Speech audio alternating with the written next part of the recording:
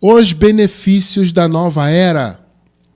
Nosso versículo inicial se encontra no livro de Mateus, capítulo 24, versículo 3. Vamos ler.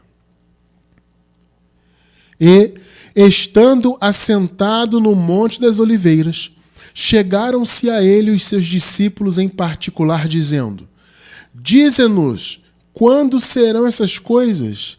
E que sinal haverá da tua vinda e do fim do mundo? Veja, irmão cristiano, que fim do mundo é esse?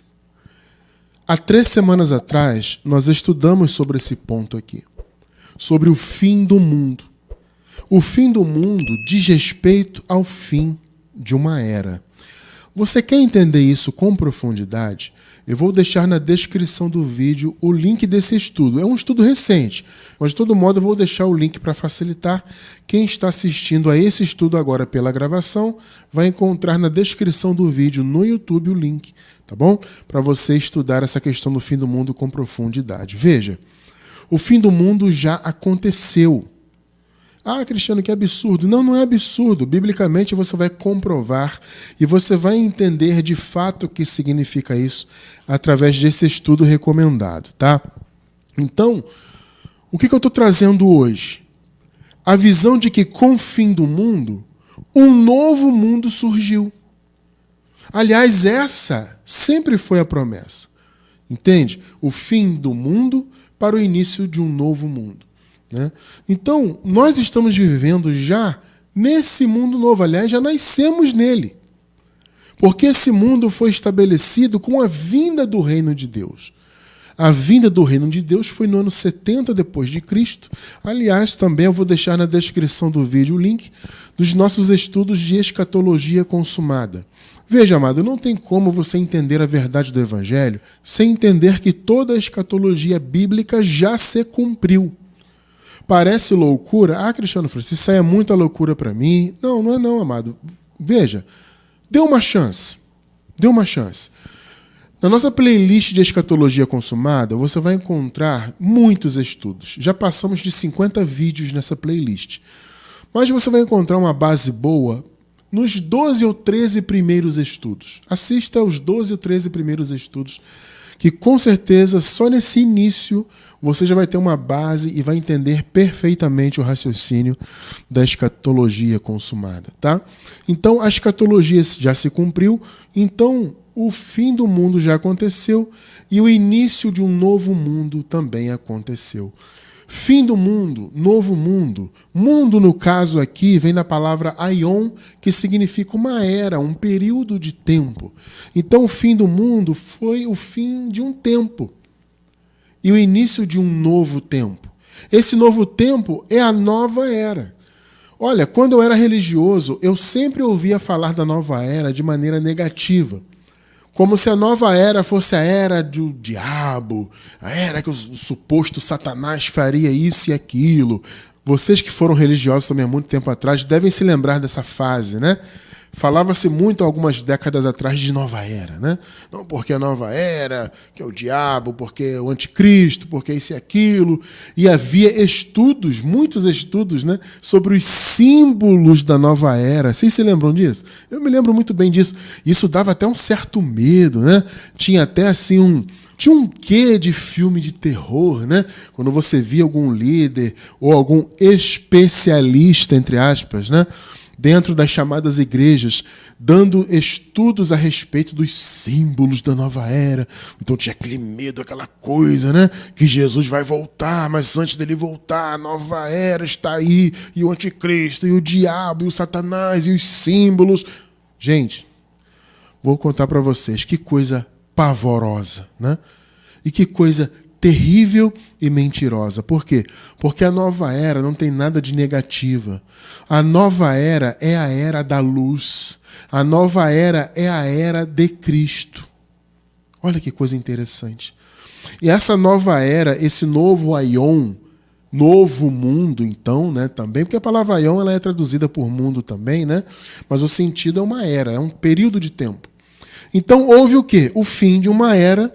Jesus veio para estabelecer o fim dessa era, né? E a escatologia bíblica tem tudo a ver com isso.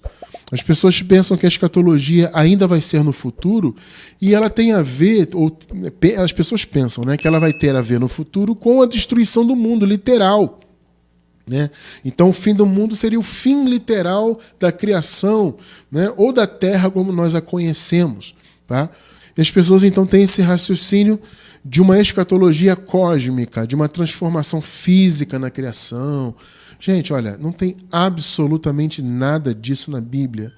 Quando nós estudamos a palavra sem os preconceitos do sistema religioso, porque o sistema é isso, ele tem aqueles conceitos já previamente estabelecidos, né? Aquela visão religiosa, e a visão escatológica futurista, ela é uma visão que vem da religião, né? Então, quando a gente estuda a palavra sem essa visão, você vai dentro da palavra, observa texto dentro do seu respectivo contexto, e aí você compara com a história da humanidade, tudo que já aconteceu, tudo que Jesus profetizou, né, que por sua vez Daniel já havia profetizado, o próprio Paulo profetizou. Né? O Paulo fala, por exemplo, que quando eles estivessem vivendo um momento de paz, quando eles ouvissem muito falar de paz e tranquilidade, sobreviria uma repentina destruição.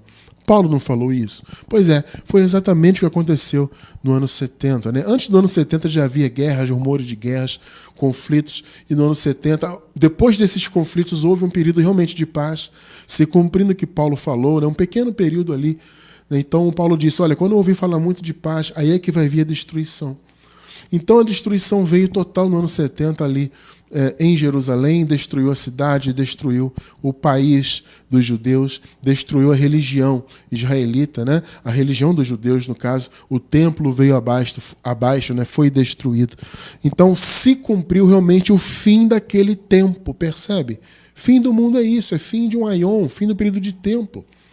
E o tempo anterior a Cristo foi o tempo do domínio das trevas. Então, o aion, que foi definitivamente destruído no ano 70, ele começou a ser destruído na cruz e definitivamente foi destruído em 70, foi o fim da era das trevas. Percebe? O Senhor libertou o seu povo, portanto, de um domínio de trevas. Irmão Cristiano, que trevas foram essas? Foram as trevas do pecado. O pecado entrou no mundo no 6º dia, na criação do homem, né? O homem pecou e o pecado entrou no mundo. E com o pecado entrou a morte. E aí veio a lei para imputar o pecado e trazer a condenação. Percebe? Então foi toda uma junção de situações absolutamente negativas. Pecado, morte, a lei que veio ser a força do pecado. Tudo isso foi o domínio das trevas, o império das trevas, do qual o povo de Deus foi liberto. Aqueles irmãos que nasceram antes da cruz foram libertos diretamente. Nós fomos libertos indiretamente. Por quê? Porque nunca vivemos, justamente pelo que Jesus fez, pela obra consumada, nós nunca vivemos aquele período, graças a Deus, de trevas. Já nascemos no reino da luz. Já nascemos no aion eterno da luz. Então houve 2 aions, ou seja, 2 períodos de tempos, basicamente. Antes da cruz, depois da cruz. Antes da cruz, período de trevas. Depois da cruz, o império da luz. É claro que houve uma transição, já vamos falar disso um pouquinho, né? Houve uma transição, mas o fato é que da cruz em diante iniciou-se um período da luz, né? E o império, então, da luz, o governo da luz, a nova era. Então a era antiga do pecado, da lei, da morte, foi substituída pela nova era. Então o termo nova era não tem absolutamente nada a ver com coisas negativas. A nova era é a era da luz, que veio para destruir a era antiga. Por isso que o apóstolo Paulo, inclusive, disse isso aqui, ó, Colossenses capítulo 1, versículo 13, Nova Versão Internacional. Pois ele, o Senhor, né, nos resgatou do domínio das trevas. Em algumas versões aparece império das trevas, outras versões aparece poder das trevas. Essa palavra domínio, poder e império é uma palavra no grego que se refere a governo, como o poder de um Estado. Como, por exemplo, o poder do Império Romano. Né? O Império Romano exercia um poder de mão de ferro, né? Em toda aquela região que o Império dominava. Então a palavra domínio ou poder das trevas, Império das Trevas, tinha esse peso. Só que no caso era um domínio espiritual do mal, vamos dizer assim, né? Ou seja, o domínio do pecado, o domínio do velho homem. Porque a carne, o velho homem, trouxe o pecado, né? Então o povo antes da cruz era dominado por essas trevas, pelo pecado que veio do velho homem, pela lei que era a força do pecado e pela consequente morte. Então as pessoas, quando morriam biologicamente, iam para o Hades, ficavam presas nessa condição de morte. Era um domínio de trevas. Então Paulo disse: o Senhor nos resgatou desse poder, desse império das trevas e nos transportou para o reino do seu Filho amado. Que palavra linda, né?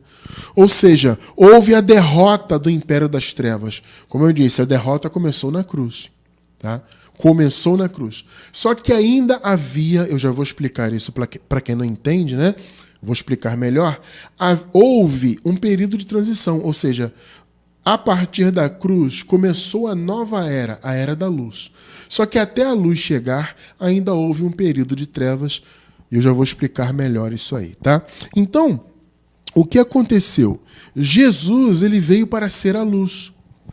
Por que a palavra profetizando sobre Jesus, um dos apontamentos que se faz é colocando Jesus como sol? Por quê?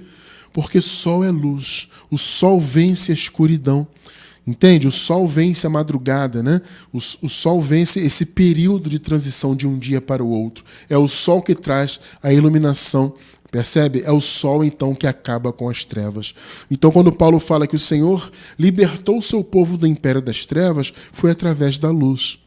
Por isso que a nova era é a era da luz, a era de Cristo. Entenda, quando você ouvir nova era a partir de hoje, não pense como algo negativo. Não pense como algo que vai vir no futuro, um governo único no mundo que vai fazer isso e aquilo, que o anticristo, que o Satanás, e o diabo. Esqueçam toda essa bobajada. Esqueça tudo isso. O império da luz começou na cruz e essa luz, entre aspas, amanheceu na vinda do reino de Deus. Esta é a nova era. E eu quero que você conheça um pouco hoje dos benefícios de vivermos nesta nova era. Então o Senhor Jesus, ele veio para ser a luz. E ele nasceu no meio da escuridão. Você pode perguntar assim: mas irmão Cristiano, como assim Jesus nasceu no meio das trevas? Amados, lembrem-se de uma coisa. Jesus nasceu, obviamente, antes da cruz, né? Jesus nasceu, o pecado ainda estava no mundo. Jesus nasceu, a lei ainda estava em vigor. Vocês estão entendendo? As pessoas ainda estavam mortas em pecados e delitos. Então ele nasceu no meio da escuridão. E ele nasceu justamente para ser o sol. Entenda isso. Para ser a luz que venceria essa escuridão, que venceria essa madrugada, esse dia, essa noite, né, terrível, essa noite que começou lá no dia que o pecado entrou no mundo, né? Então o sexto dia foi um dia de total escuridão, total ausência de luz. E o Senhor nasceu no meio das trevas para ser a luz do mundo. Observe só essa profecia de Malaquias, capítulo 4, versículo 2. Mas, para vocês que reverenciam o meu nome, olha só, o sol da justiça se levantará. Que coisa linda, né? Trazendo cura em suas asas. E vocês sairão e saltarão como bezerros soltos no curral. Ou seja, com alegria, né? O sol da justiça se levantará. Olha a promessa que havia. O Messias seria o sol da justiça, que derrotaria a escuridão. O sol derrota a escuridão. O sol acaba com a madrugada. Percebe? Isaías 60, versículos 1 e 2. Levanta-te, resplandece, porque vem a tua luz, e a glória do Senhor vai nascendo sobre ti. Olha que coisa linda. Olha a promessa, 2. Pois eis que as trevas cobriram a terra. Foi o que aconteceu, porque o pecado trouxe trevas, trouxe morte, e a lei veio ser a força do pecado. Porque eis que as trevas cobriram a terra, e a escuridão os povos, mas sobre ti o Senhor virá surgindo, olha só, e a sua glória, a sua luz se verá sobre ti. Você recebe essa palavra? Amado, você já nasceu com essa luz. Você já nasceu com o sol a pino, brilhando, maravilhoso, sem nenhuma nuvem, céu perfeito, porque você já nasceu na nova era. Percebe? Você já nasceu com o reino de Deus já manifestado. Gente, olha, essa é uma notícia maravilhosa. As pessoas no meio do sistema a rejeitam porque elas estão com um véu religioso sobre os olhos.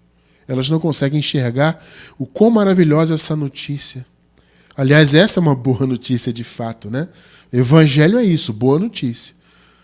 É interessante que a gente fala essa boa notícia. Olha, amado, você já nasceu na nova era, a era de Cristo. Já nasceu em Cristo, livre das trevas, abençoado, mais que vencedor. Sabe, com todas as bênçãos já do Senhor, as pessoas não aceitam. Não, tem que lutar. Não, tem que pagar o preço. Não, tem que fazer o sacrifício. Eu tenho que frequentar o templo, irmão cristiano. Se eu não estiver no templo, parece que eu estou longe de Deus. Eu tenho que passar o óleo na cabeça e tenho que sacrificar. Eu tenho que comer lá a cerimônia. As pessoas vivem presas nisso. Elas não aceitam as boas notícias. As boas notícias estão escancaradas na palavra. Nós as estudamos aqui durante tantos anos, né, amados? Não há uma vírgula fora da palavra. Não há uma vírgula fora do contexto. Mas as pessoas não aceitam a verdade. Havia a promessa: das trevas brilhará a luz. Já brilhou, né? Aqui está no futuro porque eles estavam ainda no tempo de profecia. Isaías estava profetizando sobre o Messias, sobre o advento do Senhor, sobre o sol da justiça, né, que viria para derrotar a escuridão. Então não é porque está no futuro em Isaías que significa que está no nosso futuro. Não, já se cumpriu. Estamos lendo profecias já cumpridas. Tá? Veja o que Paulo falou, 2 de Coríntios 4, 6. Porque Deus que disse, olha só, das trevas brilhará a luz. Que palavra, hein? É quem brilhou em nossos corações para a iluminação do conhecimento da glória de Deus na face de Cristo. Das trevas brilhará a luz. Amados, exatamente o que eu acabei de falar. A luz brilhou no meio das trevas. Jesus nasceu no meio das trevas. Ainda com o pecado dominando, com a morte dominando, com a lei em vigor. Jesus nasceu, cumpriu toda a lei e veio estabelecer a graça. Vocês percebem? O Senhor estabeleceu a graça. Ele veio ser a luz. E o Senhor, então, se manifestou no meio das trevas para cumprir toda a lei, como eu acabei de falar. E o ápice desse cumprimento foi justamente o Calvário, onde o Senhor se colocou como o Cordeiro de Deus e derramou o seu sangue. Ali começou o dia perfeito. Nós costumamos dizer que na cruz foi a 0h, foi a meia-noite, né, do 7º dia. Existe essa metáfora, né? O 6º dia, então, foi o dia da criação. E esse 6º dia, metaforicamente, se estendeu até a cruz. Na cruz, o Senhor deu início ao 7º dia, que é o dia do descanso, da graça, o dia das bênçãos, o dia perfeito, o dia da luz. O 7º dia é a nova era. E ele começou na cruz. Só que, como eu acabei de falar, na cruz foi o meia-noite, foi 0h. Houve ali um período de transição, né, até que o reino de Deus se manifestasse no ano 70. Então, da morte e da ressurreição de Jesus, que nós reputamos como um só evento, até a sua segunda vinda no ano 70, foi a madrugada da nova era. Percebe? Olha só o que Paulo fala em Romanos 13, 11 e 12. Façam isso, compreendendo o tempo em que vivemos. Façam isso aqui no contexto, ele está falando de amar o próximo, né? Dentre outras coisas. Ele diz, façam isso, compreendendo o tempo em que vivemos. Chegou a hora de vocês, observem, despertarem do sono. Gente, o sono é exercido, na maioria das vezes e dos casos, pela madrugada. Então o que Paulo está dizendo? Olha, nós estamos na madrugada, mas já está na hora de você acordar. Percebeu a metáfora da madrugada? Por quê? Porque o 7º dia, o descanso, a nova era, começou na cruz. Só que como todo o dia, a 0h ainda está à noite. Percebe? Foi 0h na cruz, mas 0h ainda é noite. Já era a nova era? Sim, mas ainda era noite. O dia precisava amanhecer. Por isso que houve esse período transitório entre a cruz e a vinda definitiva do reino. Então veja Paulo falando, chegou a hora de vocês despertarem do sono. Estamos no momento de dormir, estamos na madrugada, mas está na hora de acordar. Porque agora a nossa salvação está mais próxima do que quando cremos.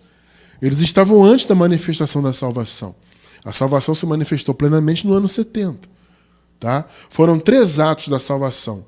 O nascimento de Jesus, como acabamos de ler, ele nasceu no meio das trevas. Ele nasceu ainda com o pecado atuando, né? Ainda com a morte em vigor, assim como a lei também. Todo o império das trevas estava dominando o mundo. E o Senhor nasceu no meio daquelas trevas para ser a luz. E essa luz, então, essa nova era começou na cruz. Mas houve, então, uma madrugada. Por isso Paulo fala isso aqui. Está na hora de nós acordarmos. Agora veja o 12, que interessante. A noite está quase acabando. O dia logo vem. A luz vai chegar, romanos. Perceberam? Portanto, deixemos de lado as obras das trevas e vistamo-nos a armadura da luz. O dia logo vem. Perceba isso. Ou seja, o que Paulo está dizendo? Romanos, nós estamos de madrugada. Hora do sono. Perceberam? Madrugada. Mas o dia está chegando e está tão perto que já está na hora de acordar, despertar do sono. Perceberam a metáfora que o apóstolo Paulo usa? É exatamente a metáfora que nós usamos aqui, dessa transição das eras. Então, na cruz a nova era começou, mas a luz só veio com a vinda do reino. Faltava completar esse terceiro ato. Como eu falei, são 3 atos da salvação. Aliás, nós temos um estudo sobre isso. Vou deixar também na descrição do vídeo os 3 atos da salvação. O nascimento de Jesus, a sua morte e ressurreição, que nós reputamos como um ato só, e a vinda do reino de Deus no ano 70. Os 3 atos da salvação. Quer se aprofundar? Assista ao estudo que está no link aí na gravação. Então, aqui na época da igreja, né, primitiva, a igreja e o apóstolo Paulo e todo aquele contexto, eles estavam antes ainda do terceiro ato. Eles estavam então na madrugada. Já estavam no 7º dia? Sim. Porque a madrugada já é o dia propriamente dito. Só que o dia não amanheceu. Ou seja, a escuridão, ela persiste, né? Aí você vai perguntar, mas irmão Cristiano, o que significa dentro da metáfora a persistência dessa escuridão? Porque se Jesus deu início ao 7º dia na cruz, né, se na cruz foi a meia-noite, a 0h, né, o que fez com que a escuridão ainda se mantivesse até que amanhecesse, então, o dia no ano 70? Foi aquele templo. Observe, gente. Jesus ele cumpriu toda a lei na cruz ao derramar o seu sangue. Entende? Então, a partir da cruz, a lei já estava obsoleta. Ninguém mais precisava cumprir os seus mandamentos. Percebe? Não havia mais a necessidade disso.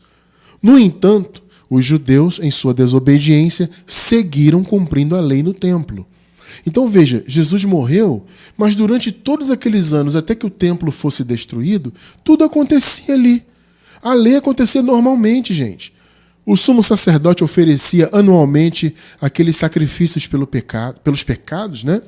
Então havia aquele ritual anual, onde ele oferecia primeiro o sacrifício pelos pecados dele, para que ele pudesse entrar no Santo dos Santos e então oferecer o sacrifício pelos pecados do povo. Então havia uma lembrança de pecados todo ano. Ora, Jesus já havia aniquilado o pecado, gente. O Senhor aniquilou o pecado na cruz. Só que os pecados eram lembrados. Então veja, isso era uma afronta à obra de Deus.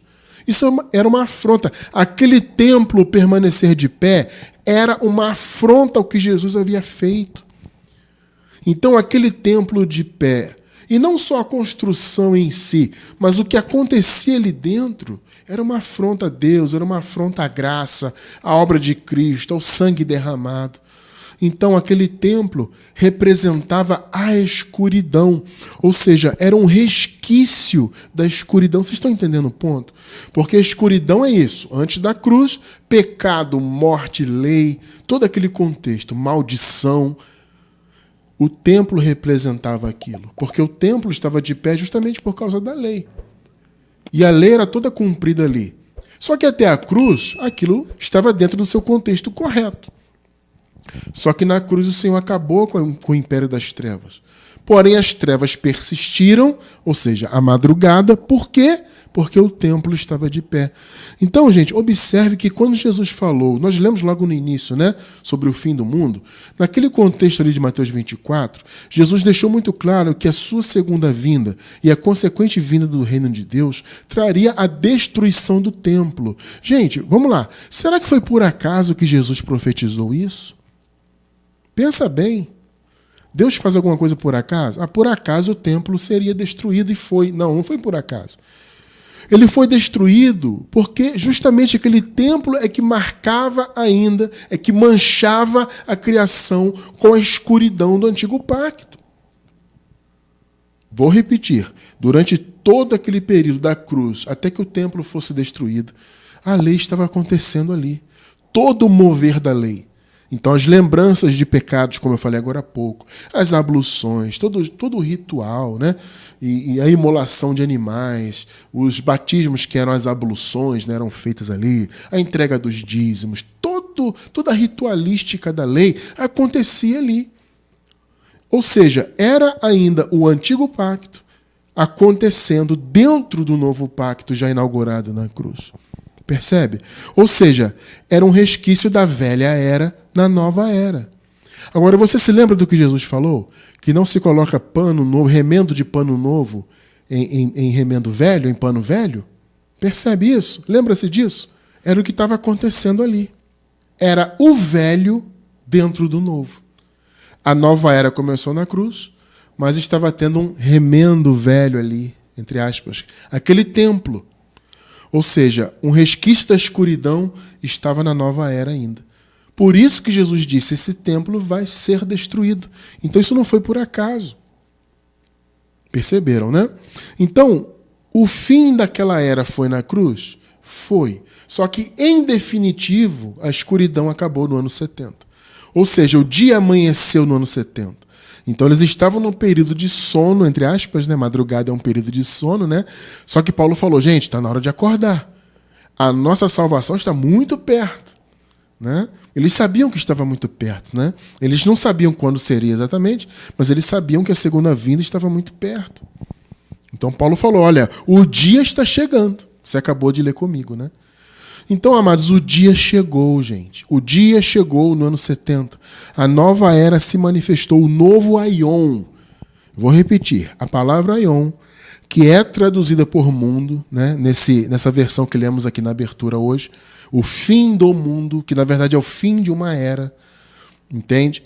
Essa era antiga acabou então na cruz, só que houve uma madrugada e o dia amanheceu definitivamente, uma nova era nasceu definitivamente, o novo Aion veio com a vinda do reino de Deus.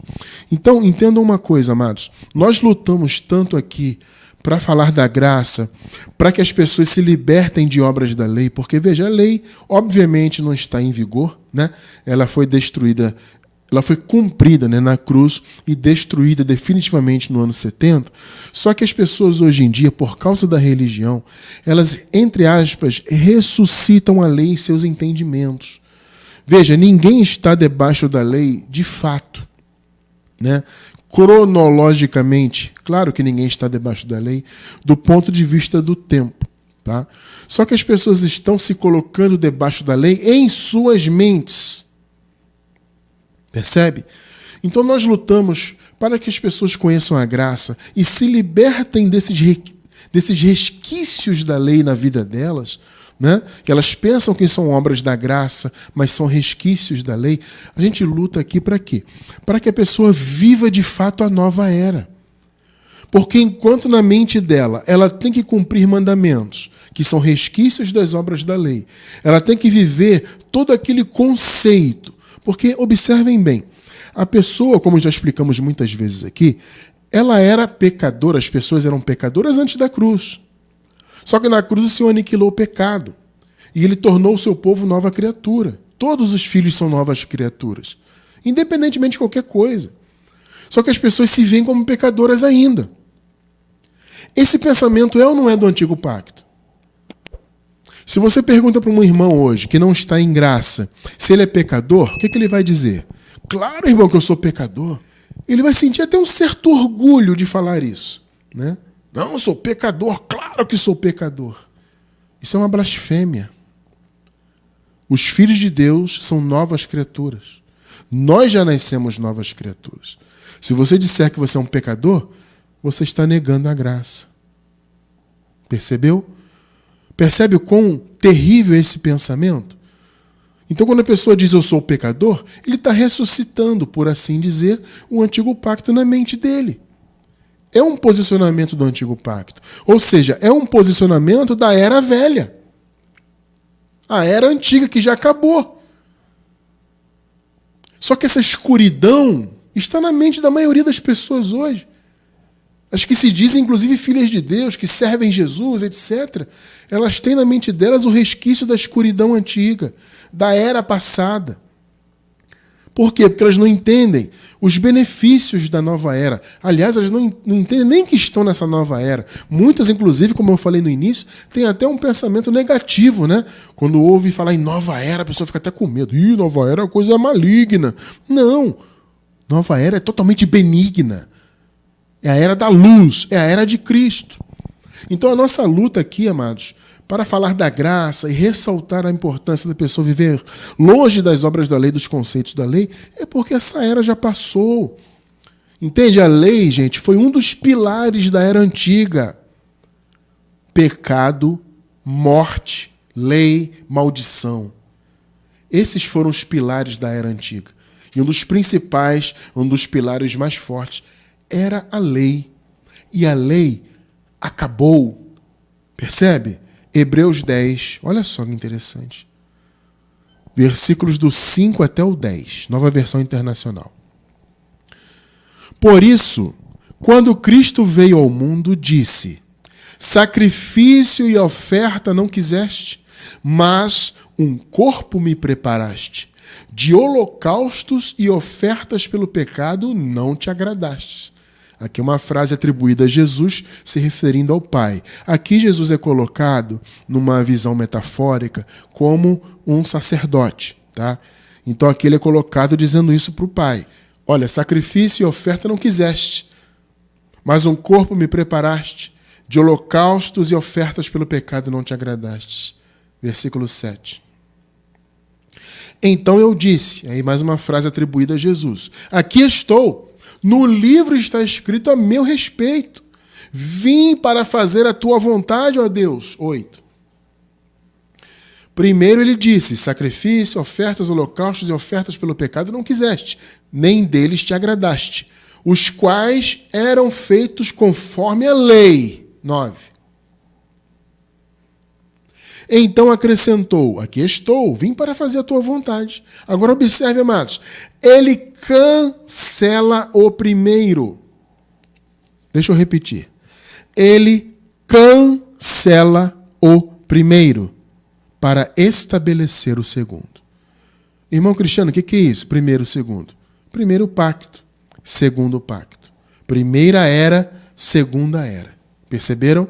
Ele cancela o primeiro para estabelecer o segundo. Perceberam? O primeiro foi cancelado. Por quê? Você vai perguntar assim: mas irmão Cristiano, vamos lá. Como assim cancelado? Se Jesus disse mesmo que não veio para abolir a lei. Gente, vamos lá. Quando você cumpre totalmente um acordo, esse acordo não é cancelado? É só você raciocinar, gente. É óbvio. Jesus disse que não veio abolir a lei porque ele veio para cumpri-la totalmente. E ele veio para cumpri-la em nosso lugar, no lugar do povo de Deus. Entende? Porque ninguém conseguiria justificação por meio de obras da lei. O próprio texto aqui na carta aos Hebreus diz isso, que a lei nunca aperfeiçoou coisa alguma. Então ninguém conseguiria. Então Jesus veio para cumprir a lei, por isso que ele falou: olha, não passará nenhum detalhe da lei sem que tudo seja cumprido. Então Jesus, quando disse que a lei não seria abolida, é porque ele a cumpriria. Agora veja, quando você tem um acordo, você faz um contrato com alguém, esse contrato está estabelecido. E lá diz que você tem que cumprir todo ele, né? Quando esse contrato é cumprido, quando você paga tudo, ou quando você termina o trabalho, etc., o que acontece com aquele contrato? Aquele contrato é cancelado. Ou seja, ele foi totalmente cumprido, então ele não está mais em vigor. Perceberam o ponto? Você já pagou tudo, você já entregou o trabalho que estava ali contratado, então acabou, aquele contrato não vale mais. Perceberam, né? Porque muitas pessoas se confundem nisso. Ah, irmão Cristiano, mas como é que cancela? Como é que ele pode ter cancelado se ele mesmo disse que veio para cumprir? Ué, gente, justamente o cumprimento que fez com que o acordo, entre aspas, ou seja, o pacto, fosse cumprido e cancelado como consequência. Tá? Então, acrescentou, aqui estou, vim para fazer a tua vontade. Ele cancela o primeiro. Foi cancelado, foi tornado obsoleto. Por quê? Porque Jesus cumpriu totalmente. Para quê? Para estabelecer o segundo. Então, veja, amados, o segundo pacto, o segundo aion, a segunda e definitiva era, foi estabelecida. Versículo 10. Pelo cumprimento dessa vontade. Perceba esse detalhe. Está sublinhado, inclusive, aí na tela. Pelo cumprimento dessa vontade. Que vontade? O cancelamento do primeiro para o estabelecimento do segundo. Perceberam? Foi essa vontade cumprida, ou seja, o estabelecimento do segundo pacto, né, é que tornou tudo possível. A nova era possível, a era da luz, a era de Cristo, a era da santificação, a era da glória de Deus, a era da vida eterna, do reino. Estão percebendo? Pelo cumprimento dessa vontade, fomos santificados. A santificação do povo foi por aquilo que Jesus fez. Por meio do sacrifício do corpo de Jesus Cristo, oferecido uma vez por todas. Percebeu? Uma vez por todas. O cumprimento daquela vontade, o cancelamento do primeiro para o estabelecimento do segundo. Perceba, a escatologia foi exatamente isso, o cumprimento da escatologia. Foi o fim definitivo daquela era antiga. O fim definitivo da lei. Eu vou repetir. A lei terminou, de fato, na cruz. Na cruz, o novo caminho foi aberto já. Só que a lei continuou sendo exercida no templo. Por isso que Jesus havia profetizado, esse templo vai cair.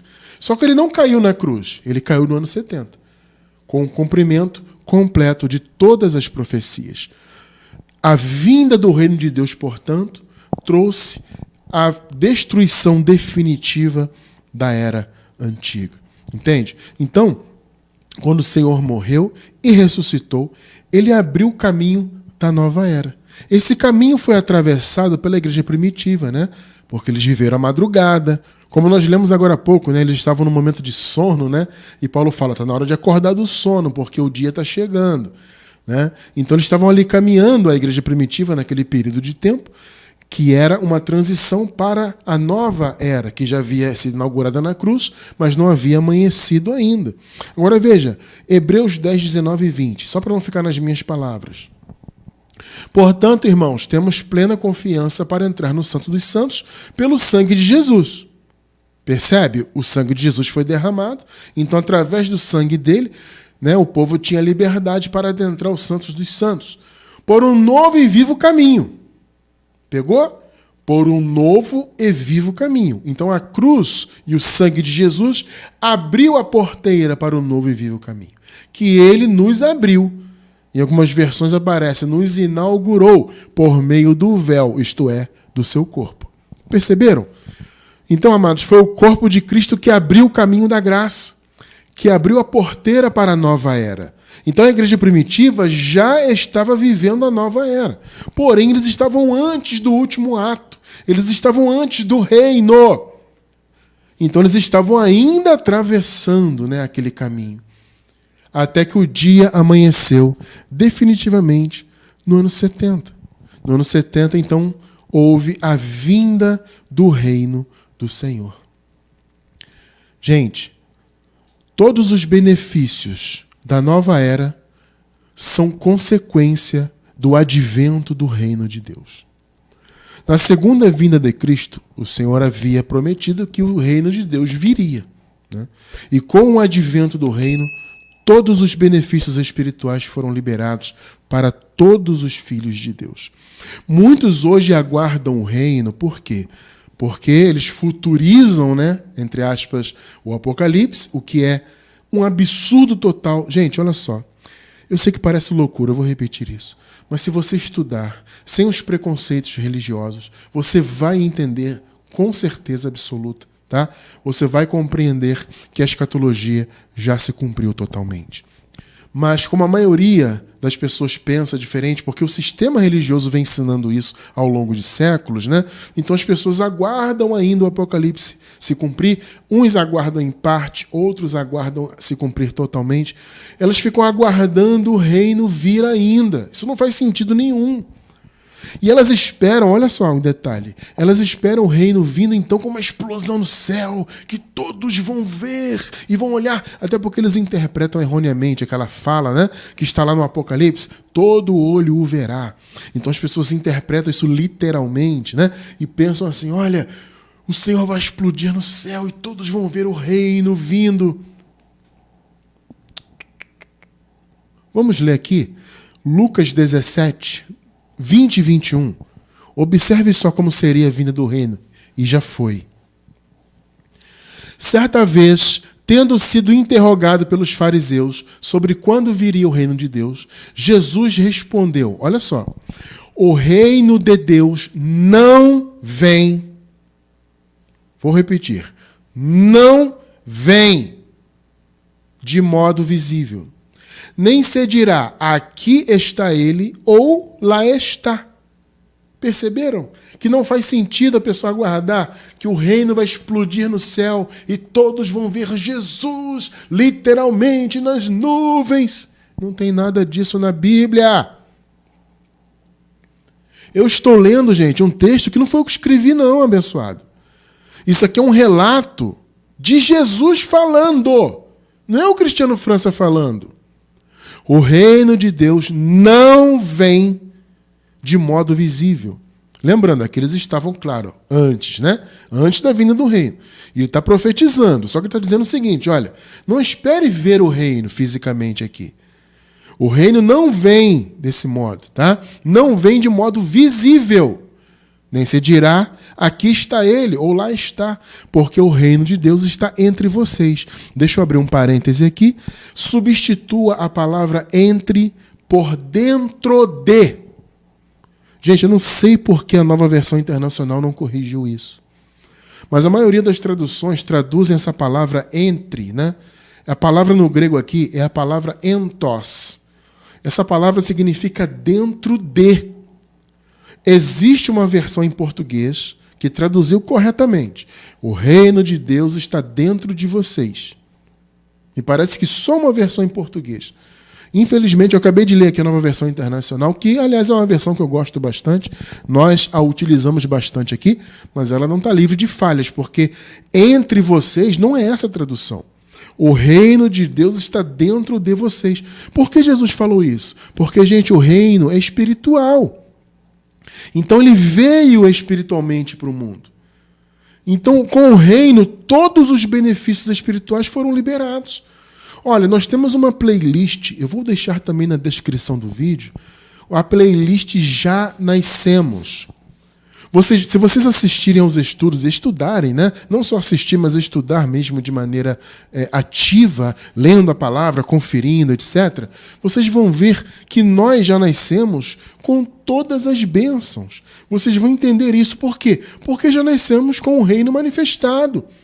O reino se manifestou no ano 70. Quando você nasceu, não foi depois de 70? Veja, não é 1970, hein? Eu sempre faço essa ressalva, porque vira e mexe alguém me pergunta isso.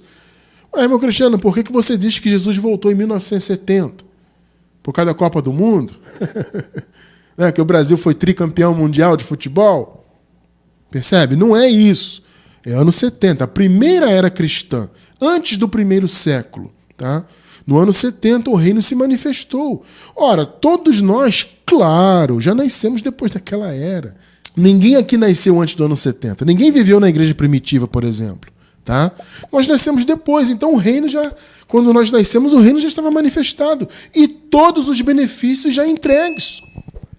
Por isso que nessa playlist nós temos lá, já nascemos com o Espírito Santo, já nascemos imortais, já nascemos com a vida eterna, e por aí vai. Estão diversos estudos, já nascemos. Eu recomendo muito que você assista, e eu quero que você entenda hoje, então, você que não entende ainda, obviamente, né?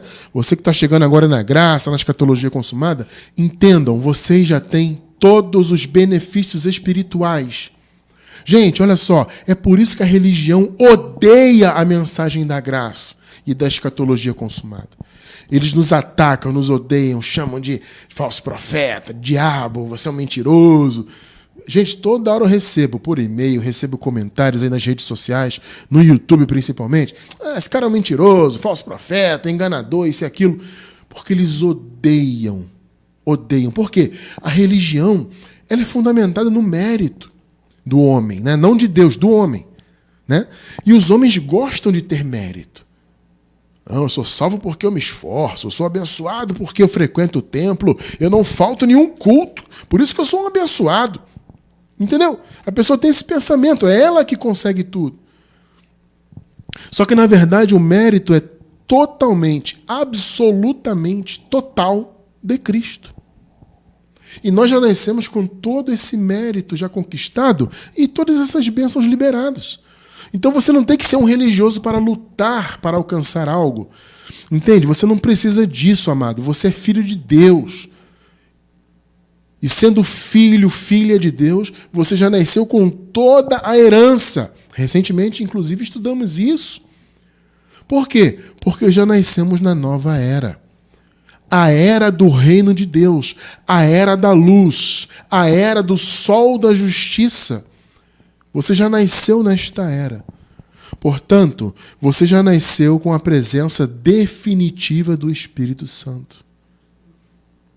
Nós temos um estudo específico sobre isso.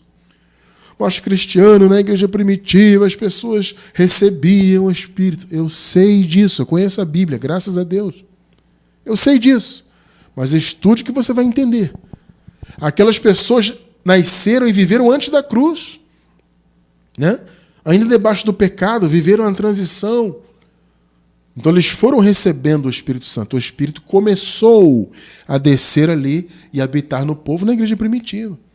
Só que com a vinda do reino, todas essas promessas vieram com o reino, gente. O reino é pleno. Então não faz sentido hoje você saber que você é um cidadão do reino, você já nasceu no reino e você precisa buscar alguma coisa. Ah, vou buscar o Espírito Santo. Ah, vou lutar para ser um abençoado. Ah, o líder religioso falou que eu tenho que participar da campanha, vou chupar a bala abençoada, passar um óleo na cabeça, vou sacrificar aqui, sacrificar ali, para ser um abençoado. Isso não faz sentido. Porque no reino de Deus, todos os seus filhos são abençoados com todas as bênçãos. Perceberam? Então, você já nasceu com a presença do Espírito Santo na sua vida. Você não tem que buscar o Espírito Santo. Logo, você já nasceu com a plenitude espiritual. Por isso que hoje você não precisa de sacerdote. Gente, a religião coloca sacerdotes entre o povo e Deus. Olha, você necessita do líder, tá? Então, para você ter acesso a Deus, tem que falar com o padre, tem que pedir perdão pelos pecados no padre. O padre vai jogar uma água benta em você, o pastor vai jogar um óleo abençoado, o apóstolo, entre aspas, vai impor as mãos e vai fazer uma campanha, você vai ter acesso a Deus. Negativo. Você não precisa de sacerdote, você não precisa de templo. Você tem acesso direto a Deus porque Ele habita em você. Se o Espírito habita em você, o Espírito é o próprio Deus.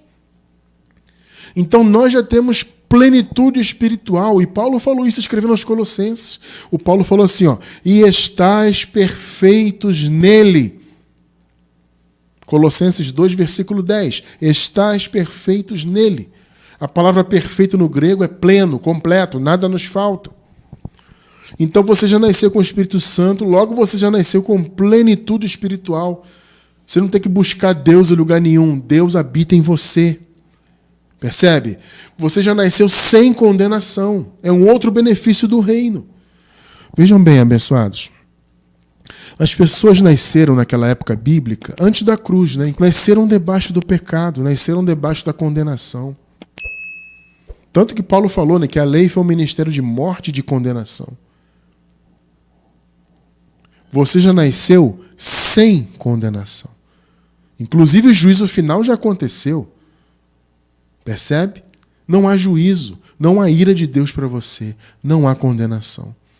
E Paulo também falou isso, né, escrevendo aos Romanos, nenhuma condenação há para os que estão em Cristo. Estar em Cristo, como já explicamos muitas vezes aqui, é estar na era de Cristo. Estar em Cristo é estar na nova era. Perceberam? E um dos benefícios de estar e de viver na nova era é não haver condenação. Ah, Cristiano, se não há condenação, então eu posso fazer o mal que eu quiser? Poder você pode, né? Porque a palavra diz que todas as coisas são lícitas. Só que a palavra também diz que a palavra de Deus, né, ela é viva e eficaz e ela é apta para discernir os pensamentos. E diz também que nós, que temos as faculdades exercitadas por essa palavra, temos o discernimento para sabermos o que é bom e o que é ruim. Então, evidentemente, um filho verdadeiro de Deus, alguém que é verdadeiramente da boa semente, que verdadeiramente é uma nova criatura, nunca vai usar isso para fazer o mal, ou seja, nunca vai usar essa verdade para a prática do mal. Eventualmente, um filho de Deus pratica o mal. Eventualmente pratica. Mas nenhum filho de Deus tem o prazer nisso, quer viver nisso. Há uma diferença muito grande, né? Entre você eventualmente praticar um mal, porque você está habitando em um corpo de carne, isso é uma coisa. Outra coisa é você ter prazer e você usar a palavra para praticar o mal. Isso é uma outra coisa muito diferente. Então, quando você aprende que você não está debaixo do pecado, que não há condenação para você, é para você glorificar a Deus. É para você agradecer e querer viver cada vez mais para Deus. Não é para fazer o mal. Estão entendendo? Os benefícios do reino, os benefícios da nova era. Os irmãos na igreja primitiva ainda nasceram na era antiga. Amaldiçoados, debaixo do pecado, presos à morte. Nós não, já nascemos na nova era, com o Espírito Santo, com plenitude espiritual, sem condenação e livres da morte. Olha que palavra. Irmão Cristiano, mas nós estamos livres da morte? Sim. Porque a morte verdadeira, recentemente também estudamos sobre isso. Vou deixar na descrição do vídeo o link para você aprender o que é morte na Bíblia. Essa morte foi vencida. O principal aspecto da morte foi vencido. Não é morte biológica. Essa morte aqui é esperada. O desligamento do nosso corpo é aguardado e esperado. É a morte biológica que não é a morte verdadeira. A verdadeira morte foi vencida e você, eu, nós que somos filhos, não veremos a morte. Gente, observe só que coisa tremenda. Os irmãos, antes da vinda do reino, todos, mesmo os filhos de Deus, estavam presos a essa condição de morte. Morriam biologicamente, iam para a morte. Então, todos ali tiveram, infelizmente, né, essa experiência tenebrosa de você ir para o lugar dos mortos, de você experimentar a não existência, você ser encontrado nu. É engraçado, Paulo fala isso, né? Ô, irmão Cristiano, como assim encontrado nu? É porque o apóstolo Paulo, ele usa a metáfora da vestimenta para falar dos corpos, né? Existem dois tipos de corpos. O corpo de carne, atual corpo material adâmico, e o corpo celestial, corpo glorificado.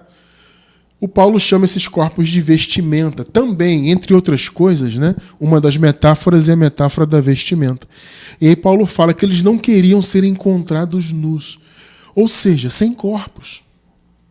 Porque se o corpo biológico morria antes da vinda de Cristo, antes da vinda do reino, ele era encontrado nu, porque ele não estava nem com o corpo de glória e nem com o corpo biológico. Então Paulo fala, nós não queremos ser encontrados nus. Tremendo, né? Eu digo para você, irmão, você, eu, todos nós, filhos de Deus, jamais seremos encontrados nus.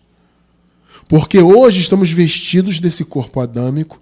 Quando esse corpo voltar para o pó, instantaneamente estaremos vestidos do nosso corpo de glória. Porque a morte não tem mais poder.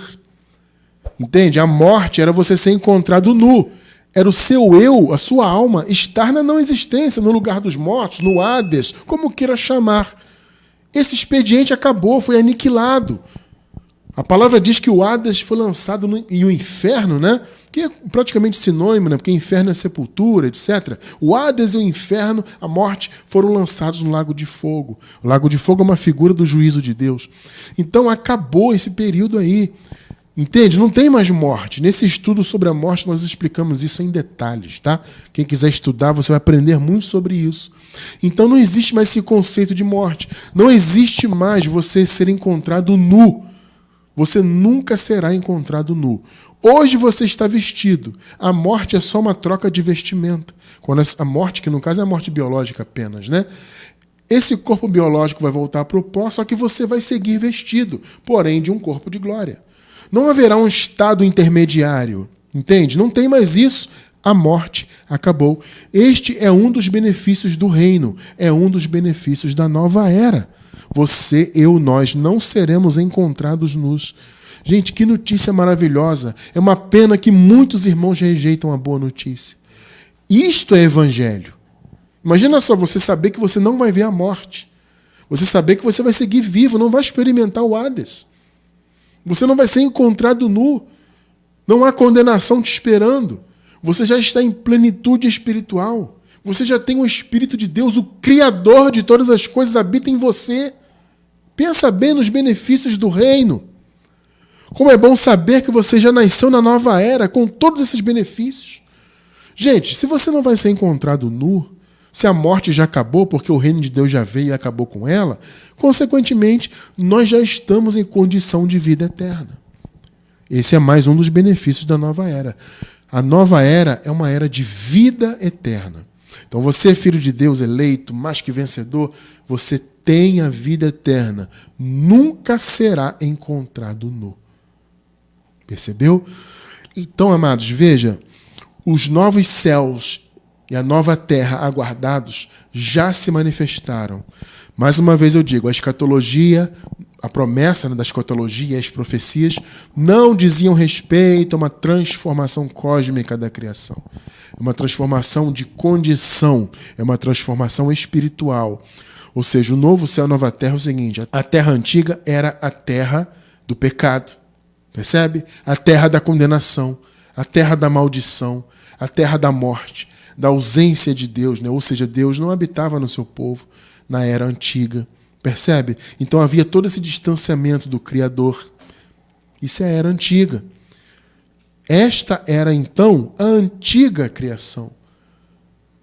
Nós vivemos e já nascemos em um novo céu e uma nova terra, ou seja, uma terra sem condenação, sem morte, percebe? Sem pecado, totalmente liberta de toda essa condição.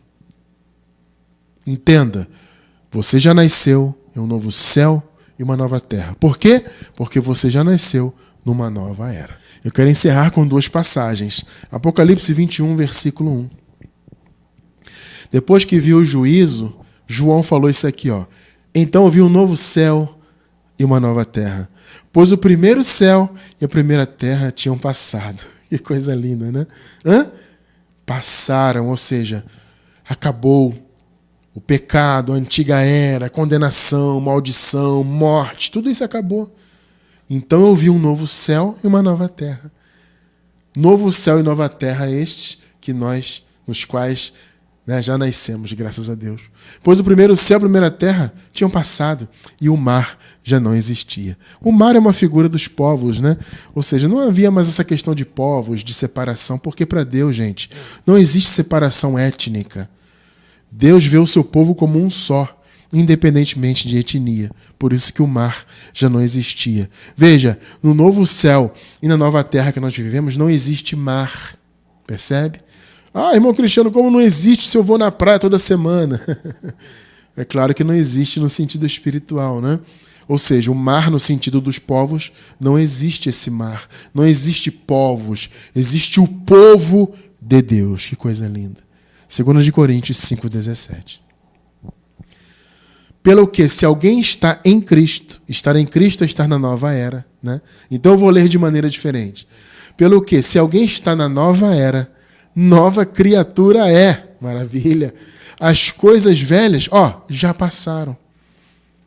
Já passaram. O antigo aion já passou. Eis que tudo se fez novo.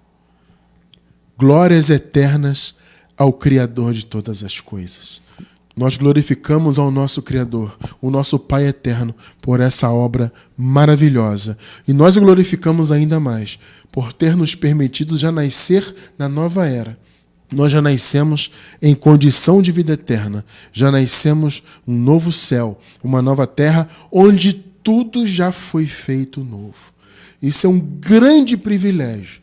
E nós lutamos aqui, amados, para que outras pessoas conheçam isso e venham desfrutar dessa realidade em suas mentes, para que se libertem definitivamente do sistema religioso com todo o seu engano.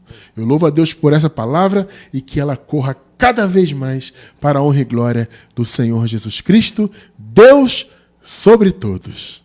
Amém.